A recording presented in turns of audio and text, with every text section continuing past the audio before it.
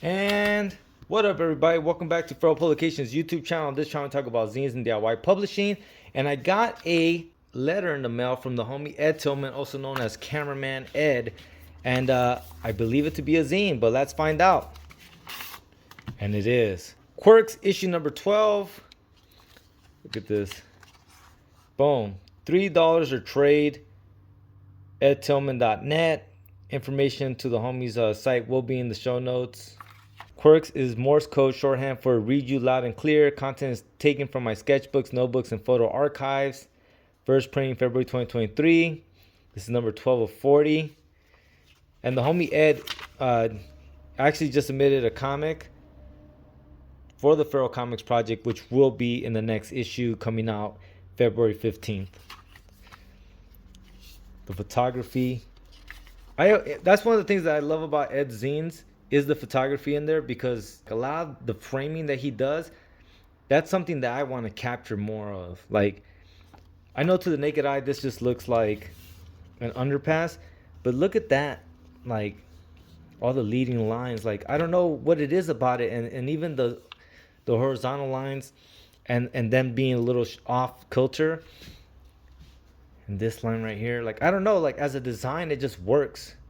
And these are some of the panels where, you know, some of the photography that Ed adds that I end up trying to draw almost like a reference, right? And all the lines that go through there, like it just seems fun and interesting to me for something to draw as a background, for something to work on for comics. Digital. The last issue of Quirks was the analog issue. Does that mean this one had to be the digital issue? I am not an analog snob. I believe that content is king, and the medium's job is to deliver that content. May Marshall Micklin, forgive me. Two things that happened in the last month. First, I bought myself an iPad so I could learn to make digital drawings. More on that later. Second, I finally got around to archiving the photos from my old cell phones. As I looked through the images from my iPhone 4s, I noticed that many of them had been earmarked for a mini zine of mine that never quite took off. I thought I might publish some of them here. I had no motive for taking these photos. I liked what was in front of me, and I wanted to save it. I think most people use their phones this way, simply to save what is beautiful, interesting, or meaningful. This may be the best thing about having a camera in my pocket. I don't need a reason to use it. For me, it is often the lighting, the shadows, or the juxtaposition of colors. I was here. I like this. I saved an image of it for later. I guess now the zine is the later I was hoping for. This one's a beautiful shot. Cell phones and when to use them. But like, look at that. That has to be an effect. Or does it? I don't even know.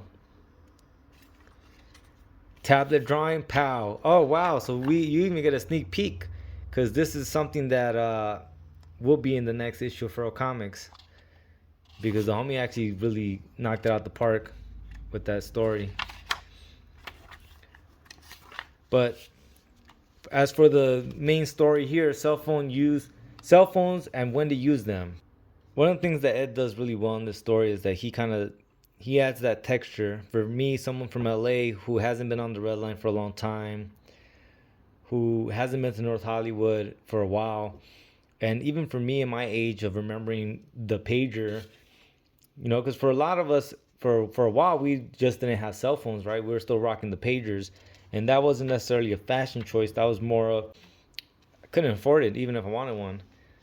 But that kind of sets up the premise for this, and then it's basically the story of what occurred that led the homie to go and be like, okay, I need a cell phone. And it's really well written. I don't know if you having a cell phone, Ed, would have made a difference with this fella, but it definitely is a very good story. A penny saved. This is brilliant writing.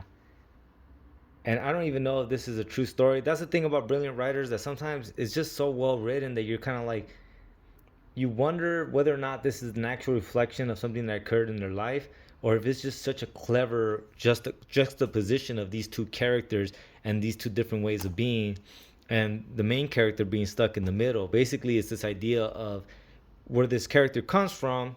Let's say Ed, where Ed comes from is Georgia, And as a young man, he was working at a business where the business owner was very frugal and taught him how to wrap packages with 3 pieces of tape and the right amount of paper so that they wouldn't lose anything. And the idea was that if you don't save your pennies, you will never have dollars. This was her, her good deed or her tip to Ed, so that way he can live a better life. And he says years later he moved to LA trying to get into the film industry, cameraman Ed, and that he literally saw film producers throwing away money, throwing away pennies. And he sums it up here. Now, I'm not here to judge either of them, but as we walked over to the cafe for lunch, I couldn't help but think about Miss Rumpstein and how far from home I had come.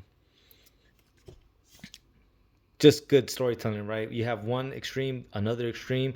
He's kind of in the middle.